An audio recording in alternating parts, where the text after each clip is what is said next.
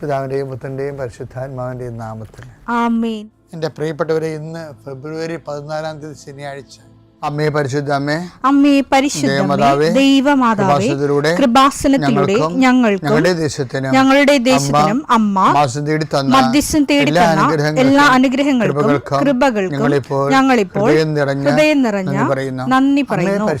അമ്മേ പരിശുദ്ധമേ, ദൈവമാതാവേ, 2004 ഡിസംബർ 7 ഉച്ചകഴിഞ്ഞ് 2:30 കൃപാസനത്തിൽ സംഭവിച്ച അമ്മയുടെ പ്രത്യക്ഷപ്പെടലിനെ കുറിച്ച് തിരുസഭയ്ക്ക് സമർപ്പിച്ചിരിക്കുന്ന പഠനരേഖകളുടെ മേൽ സഭാത്മകമായ പഠനം ആരംഭിക്കുവാൻ ഞങ്ങൾ പ്രാർത്ഥിക്കുന്നു. അമ്മേ പരിശുദ്ധമേ, ഭൂസ്വർലോകങ്ങളുടെ രാജ്ഞിയായ അങ്ങേയ്ക്ക് ഭൗമസംരക്ഷണത്തിനായി പ്രപഞ്ചപ്രകൃതിയെ തന്നെ തിരുസഭ പ്രതിഷ്ഠിക്കുവാൻ ഈ പ്രത്യക്ഷീകരണം വഴി ഇടയാക്കണമേ. പരിശുദ്ധമേ, ജപമാല മാതാവേ, സകല കൃപാസനം പ്രാർത്ഥനയോടും ചേർത്ത് ഞങ്ങളിപ്പോൾ പ്രാർത്ഥിക്കുന്ന ഈ കുടുംബത്തിന്റെ പ്രത്യേക നിയോഗം പറ മക്കളെ.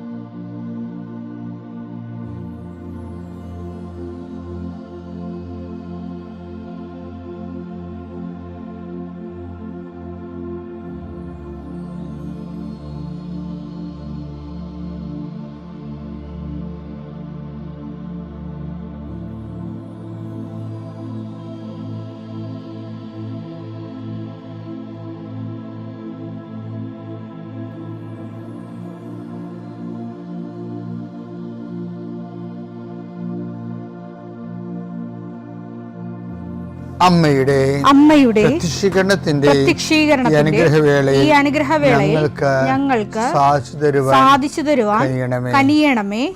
ആമേൻ. വിശ്വാസ പ്രമാണം. സർവശക്തനായ പിതാവും ആകാശത്തിന്റെയും ഭൂമിയുടെയും സൃഷ്ടാവുമായ ദൈവത്തിൽ ഞാൻ വിശ്വസിക്കുന്നു. അവിടുത്തെ ഏകപുത്രനും ഞങ്ങളുടെ കർത്താവുമായ ഈശോ മിശിഹായിലും ഞാൻ വിശ്വസിക്കുന്നു.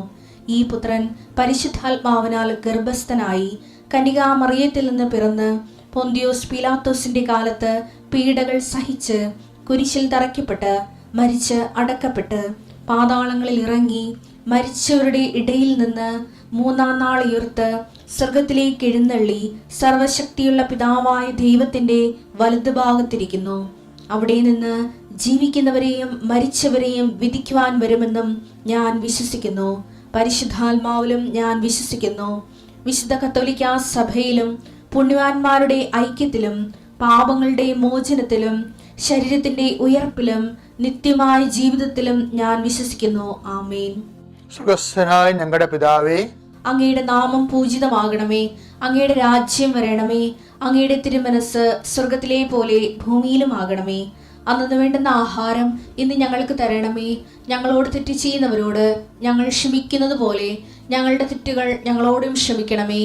ഞങ്ങളെ പ്രലോഭനത്തിൽ ഉൾപ്പെടുത്തരുതേ, തിന്മയിൽ ഞങ്ങൾ രക്ഷിക്കണമേ. ആമേൻ. നന്മ നിറഞ്ഞ മറിയമേ, സ്വസ്തി. കർത്താവ് അങ്ങയുടെ കൂടെ സ്ത്രീകളിൽ അങ്ങ് അനുഗ്രഹിക്കപ്പെട്ടവളാകുന്നു. അങ്ങയുടെ ഉദരത്തിൻ ഫലമായി ഈശോ അനുഗ്രഹിക്കപ്പെട്ടവനാകുന്നു. പരിശുദ്ധ മറിയമേ, തമ്പുരാന്റെ അമ്മേ, പാപികളായ ഞങ്ങൾക്ക് വേണ്ടി ഇപ്പോഴും ഞങ്ങളുടെ മരണസമയത്തും തമ്പുരാനോട് അപേക്ഷിക്കണമേ. ആമേൻ. കർത്താവേ, നിന്റെ ഉന്നതമായ നാമത്തിന് സ്തോത്രം ചെയ്യുന്നു. കർത്താവേ, നിന്റെ വിശുദ്ധ പൗരോഹിത്യത്തെ മഹത്വപ്പെടുത്തണമേ. കർത്താവേ, സഭയിലുള്ള സാന്നിധ്യം പ്രകടമാക്കണമേ. 40 വർഷം അർപ്പിച്ച കുർബാനയുടെ യോഗ്യതയാൽ കൃപാസ്ഥാനത്താരെ ജീവനോടെ പ്രത്യക്ഷപ്പെട്ട പരിശുദ്ധ അമ്മയുടെ പ്രത്യക്ഷീകരണ സ്ഥിരീകരണത്തിനായി ഇന്ന് കൃപാസ്ഥാനത്താരെ നടക്കുന്ന 10,000-കണക്കിന് മനുഷ്യരുടെ പ്രാർത്ഥനയോട് കൂടെ ദൈവവേദലെ ഞാൻ നിന്നെ ഈശോനാമത്തിൽ ആസ്വദിക്കുന്നു. മാതാവിൻ്റെ പ്രത്യക്ഷീകരണത്തിൽ ഇന്ന് വരെ നടന്നിട്ടുള്ള എല്ലാ അനുഭവ സാക്ഷികളുടെയും സാക്ഷ്യങ്ങൾ നിനക്കും ഈ നിമിഷം നിൻ്റെ ഏറ്റവും വലിയ സങ്കടകരമായ അവസ്ഥകളെ അതിജീവിക്കാൻ ദൈവം നിന്നെ സഹായിക്കട്ടെ എന്ന് പ്രാർത്ഥിക്കുന്നു. നീ ഭയപ്പെടുന്ന വ്യക്തികൾ, നീ സങ്കടപ്പെടുന്ന കാര്യങ്ങൾ, നീ എന്ത് ചെയ്യും, എങ്ങനെ അതിജീവിക്കും എന്ന് വേദനിക്കുന്ന വിഷയങ്ങൾ, അതിൻ്റെ മേലെല്ലാം കർത്താവിൻ്റെ ആത്മാവ് പ്രവർത്തിക്കട്ടെ. കർത്താവേ, ആശുപത്രി കഴിയുന്നവരെ, കർത്താവേ, ഓരോരോ ജീവിക്കാൻ വേണ്ടി ഓരോരോ ജോലിക്ക് പോകുന്നവരെ, ജോലി അന്വേഷിച്ച് പോകുന്നവരെ, ജോലി നഷ്ടപ്പെട്ടവരെ, വിസ പ്രോസസ്സിംഗ് ഇരിക്കുന്നവരെ, വിസ നഷ്ടപ്പെട്ടു പോയവരെ, പുതുക്കാൻ വേണ്ടി പരിശ്രമിക്കുന്നവരെ, നാട്ടിലെ ജോലിക്ക് ശ്രമിക്കുന്നവരെ, അതിൻ്റെ പരീക്ഷ എഴുതുന്നവരെ, അതിൻ്റെ പരീക്ഷ റിസൾട്ട് കാത്തിരിക്കുന്നവരെ, കർത്താവേ, പലതരത്തിലുള്ള ജപ്തി നടപടികൾ, പലതരത്തിലുള്ള കോടതി കേസുകൾ, പലതരത്തിലുള്ള ഒത്തുതീർപ്പ് ചർച്ചകൾ, എൻ്റെ കർത്താവിൻ്റെ ഉന്നതമായ നാമത്തിൽ ഈ പ്രാർത്ഥന കൂടുന്ന നിനക്ക് മാതാവിൻ്റെ പ്രത്യേക സാന്നിധ്യം ഞാൻ ഉറപ്പു തരികയും അമ്മ നിന്നെ സഹായിക്കുകയും ഈശോ നിന്നെ അനുഗ്രഹിക്കുകയും ചെയ്യട്ടെ. എൻ്റെ പ്രിയപ്പെട്ടവരെ, കഴിഞ്ഞ ദിവസങ്ങളിലൊക്കെ നമ്മൾ കണ്ടത് വിശ്വാസത്തിന് അതിൻ്റെ ഡിഗ്രി അനുസരിച്ചുകൊണ്ട്, ഇപ്പം കർത്താവ് പറഞ്ഞില്ലേ, ഞങ്ങളുടെ വിശ്വാസത്തെ വർദ്ധിപ്പിക്കണമെന്ന് പറഞ്ഞില്ലേ, വിശ്വാസത്തെ വർദ്ധിപ്പിക്കണമേ. അതുപോലെ കർത്താവിനോട് ശിഷ്യന്മാരെ നടത്തിയ ഒരു പ്രാർത്ഥനയാണത്. ലൂക്കാ 17:5. അപ്പോൾ അപ്പോസ്തലന്മാർ കർത്താവിനോട് പറഞ്ഞു, ഞങ്ങളുടെ വിശ്വാസം വർദ്ധിപ്പിക്കണമേ. കർത്താവിനോട് ഈ അപ്പോസ്തലന്മാർ 2 കാര്യം ചോദിച്ചിട്ടുള്ളേ. ഒന്നെന്താണ്? ഞങ്ങളെ പ്രാർത്ഥിക്കാൻ പഠിപ്പിക്കണമേ, അല്ലേ? പിന്നെന്താ? ഞങ്ങളുടെ വിശ്വാസം വർദ്ധിപ്പിക്കണമേ. ഇപ്പോൾ വിശ്വാസം വർദ്ധിപ്പിക്കണമേ എന്ന് ചോദിക്കുമ്പോൾ അപ്പോസ്തലന്മാർക്ക് മനസ്സിലായി, വിശ്വാസം നമ്മൾ കാണുന്ന പാരമ്പര്യ കേവല വിശ്വാസത്തെക്കാൾ ഉപരി അതിൻ്റെ ഓരോ ഘട്ടങ്ങളും വളർച്ചയിലേക്കാണത് പോയിക്കൊണ്ടിരിക്കണം എന്നറിയാം. അങ്ങനെയാണ് പറയുന്നത്, ഞങ്ങളുടെ വിശ്വാസം വർദ്ധിപ്പിക്കണമേ. അപ്പോൾ നമ്മൾ കഴിഞ്ഞ ദിവസം കണ്ടായിരുന്നു, 10 ദിവസമാണ് അങ്ങനെ കർത്താവിനോട് ചോദിച്ചത്. ഇതിന് 10 ദിവസം അവസാനം ആ വിശ്വാസത്തിൻ്റെ വർദ്ധിത രൂപങ്ങളെക്കുറിച്ച് വളരെ കുറഞ്ഞ കാലം കൊണ്ട് ശരിക്കും മനസ്സിലാക്കിയ ഒരാളാണ്. അതുകൊണ്ടാണ് നമ്മൾ കഴിഞ്ഞ ആഴ്ച കണ്ടത്. എന്താണ് 2 പത്രോസിൻ്റെ 1:5 പറയുന്നത്? വിശ്വാസത്തെ സുഹൃതം കൊണ്ടും, സുഹൃതത്തെ ജ്ഞാനം കൊണ്ടും, ജ്ഞാനത്തെ ആത്മസംയമനം കൊണ്ടും, ആത്മസംയമനത്തെ ക്ഷമ കൊണ്ടും, ക്ഷമയെ സഹോദര സ്നേഹം കൊണ്ടും, സഹോദര സ്നേഹത്തെ ഉപവി കൊണ്ടും പൂർണ്ണമാക്കാൻ പറയും. അതാരാ പറഞ്ഞത്? വിശ്വാസം വർദ്ധിപ്പിക്കണമേ എന്ന് കർത്താവിനോട് 10 ദിവസം പണ്ട് ചോദിച്ചു. ആ 10 ദിവസത്തിൻ്റെ വിശ്വാസം പിന്നീട് വർദ്ധിച്ചിട്ട് പുതിയ വിശ്വാസത്തിൻ്റെ മുന്തിയ രൂപങ്ങളായി മാറുന്നത് 10 ദിവസം മനസ്സിലാക്കി. തൻ്റെ ജീവിതത്തിലൂടെയാണ് ഇതെല്ലാം 10 ദിവസം മനസ്സിലാക്കിയത്.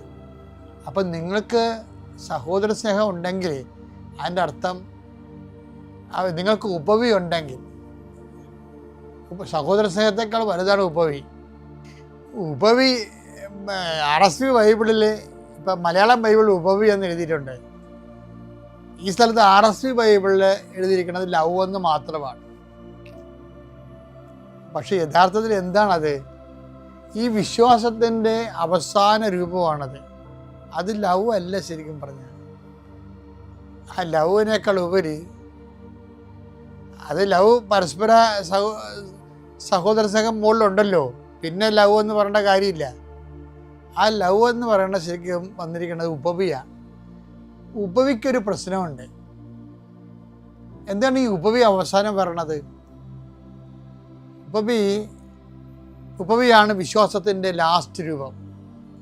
നമ്മൾ ഉപവിയുടെ മലയാളമൊക്കെ തിരക്കി കഴിഞ്ഞാൽ ദാനം, അങ്ങനെയൊക്കെയുള്ള സമർപ്പണം, സ്നേഹം എന്നൊക്കെ ഉള്ളു. ശരിക്കും പറഞ്ഞ ഉപവി ഫലത്തിൽ ബൈബിൾ ശാസ്ത്രപരമായിട്ട് ഉപവി എന്ന് പറഞ്ഞാൽ എന്താണത്? എന്തുകൊണ്ടാണ് നമ്മൾ ഈ ഉപവിയെക്കുറിച്ച് സീരിയസ് ആയിട്ട് ചിന്തിക്കേണ്ട കാര്യം എന്ന് വെച്ചാൽ, ഈ വിശ്വാസം വർദ്ധിപ്പിക്കണമെന്ന് പറയുമ്പോൾ വർദ്ധിച്ച വിശ്വാസത്തിൻ്റെ ലാസ്റ്റ് ഭാഗമായിട്ട് കാണുന്നത് എന്താണ്? ഉപവിയാണ്. അതാണ് ഉപവി. നമ്മൾ പറഞ്ഞ അർത്ഥത്തിൽ ഒന്നും നിൽക്കണില്ല. എൻ്റെ കയ്യും തലയും പിന്നെ പുറത്ത് വരുന്നത് കാണാം. ഒതുങ്ങാത്ത സംഭവമാണ് ഉപവി. കാര്യം മലയാളത്തിന് വേറെ വാക്കില്ല. എന്താ സംഭവം? നിന്റെ ഇടത് കൈ ചെയ്യുന്നത് വലത് കൈ അറിയാതിരിക്കേണ്ട ദിശ പറയത്തില്ല. 6:3.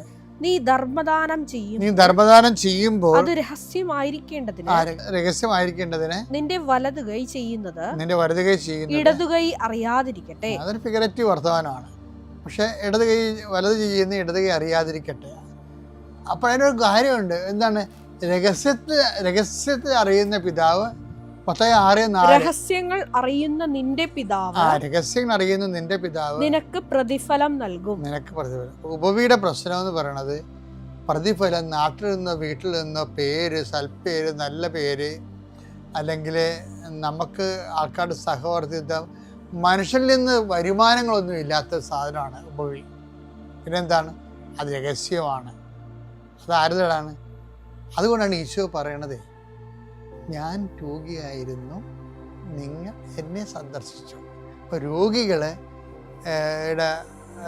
നമ്മുടെ ബന്ധുക്കൾ രോഗിയായിരുന്നു, നമ്മുടെ അപ്പൻ, അമ്മ, ഭർത്താവ്, ഭാര്യ, കുഞ്ഞുങ്ങളെല്ലാം രോഗികളായിരുന്നു. വന്നാലും നമുക്കൊരു ബന്ധവുമില്ല, അഡ്രസ്സും ഇല്ല, അറിയാനും പാടില്ലാത്ത ആൾക്കാർ, അവരെയും നമ്മുടെ സ്നേഹത്തിൻ്റെ വലയത്തിൽ കൊണ്ടുവരണം. അതിനാണ് ഉപവി എന്ന് പറയുന്നത്. അവരെ ആരായിട്ട് കാണണം? അവരെ യേശുവായിട്ട് കാണണം. അതാണ് ഉപവി എന്ന് പറഞ്ഞാൽ അതിൻ്റെ രഹസ്യത്തിൽ അറിയുന്ന പിതാവ് നിനക്ക്. ഞാൻ ഒരു കാര്യം പറയട്ടെ, നിങ്ങളുടെ ഭർത്താവ് തന്നെ വിചാരിച്ചോ, ഭർത്താവ് നിങ്ങളുടെ ചെറുപ്പകാലത്തൊക്കെ ആശുപത്രി കിടക്കും, നിങ്ങളവിടെ സ്വറായും പറഞ്ഞിരിക്കും, അവസാനം ക്ഷീണം തീരുമ്പോൾ കാശും ബില്ലും കൊടുത്ത് പോരും. പക്ഷേ ഏതെങ്കിലും ഒരു കാലത്ത് നമ്മൾ വെന്റിലേറ്ററായി പോകും. ഭർത്താവിൻ്റെ ഭാര്യയ്ക്കോ ആർക്കാരും ചിലക്ക് ബോധം ഉണ്ടാകത്തില്ല. അവളുടെ ശരീരം നമ്മൾ ചൂടുവെള്ളത്തിൽ ഒപ്പി, അവർ കുളിക്കാൻ പറ്റാത്ത കാരണം നമ്മൾ ഒപ്പുകയാണ്. പക്ഷെ നമ്മൾ ഒപ്പുന്നതായിട്ടോ നമ്മൾ കണ്ണീരും കൊണ്ടിങ്ങനെ ശരീരം ചൂടുവെള്ളത്തിൽ നനച്ച് ഒപ്പിക്കൊണ്ടിരിക്കുന്നതായിട്ട് ഈ കിടക്കണാണ് അറിയണില്ല. കാര്യം അവർ ജീവിച്ചിരിക്കുന്നതിനേക്കാൾ അവരെ നമ്മൾ സ്നേഹിക്കുന്നുണ്ട്. കാര്യം നമുക്ക് റിട്ടേൺസ് ഒന്നുമില്ല, അവർക്ക് ബോധമില്ല, നല്ല വാക്ക് ഒന്ന് നമ്മുടെ മുഖത്ത് നോക്കി പുഞ്ചിരിക്ക പോലും ഇല്ല. എന്നിട്ട് നമ്മൾ ചെയ്യണം ആരാണ്? അപ്പം ഞാൻ രോഗിയായിരുന്നു. അതിനാണ് ഉപവി എന്ന് പറയുന്നത്.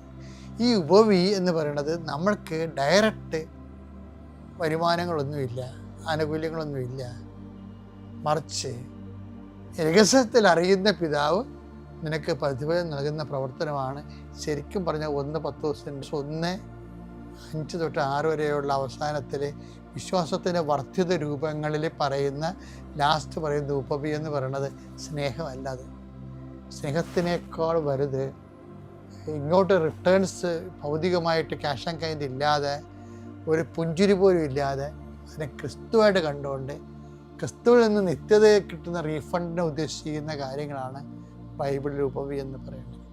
അങ്ങനെ ഒരു കുറച്ച് സെറ്റെങ്കിൽ നിങ്ങളുടെ കയ്യിൽ ഉണ്ടാകണം, നല്ലതാണ് കേട്ടോ. എല്ലാത്തിനും നല്ല പേര് സൽപ്പേരും മേടിച്ച് ഗുഡ് എന്നൊക്കെ പറഞ്ഞു ഒരു കാര്യമില്ല. ഒരിക്കലും ഗുഡ് കിട്ടാത്ത കുറേ ആൻസർ പേപ്പർ നമ്മുടെ കയ്യിൽ ഉണ്ടാകണം. നമ്മൾ ഇംഗ്ലീഷ് മീഡിയത്തിൽ കുഞ്ഞുങ്ങളെ കൊണ്ട് ചേർക്കുമ്പോൾ തന്നെ എനിക്ക് ഗുഡ് കിട്ടിയത് മുന്നേ പിള്ളേർ വരാൻ കണ്ടില്ലേ? ഒരു ഗുഡും കിട്ടാത്തൊരു കാലം ഉണ്ടാകും. ഒരു ജീവിതത്തിൻ്റെ പരീക്ഷാ പേപ്പറിൽ ഒറ്റ ഗുഡുമില്ലാത്ത ഒരു പരീക്ഷ പേപ്പറും കൊണ്ടായിരിക്കും നമ്മൾ കർത്താവിൻ്റെതൊക്കെ പോകണത്. അതിന് ഉപവി എന്ന് പറയും.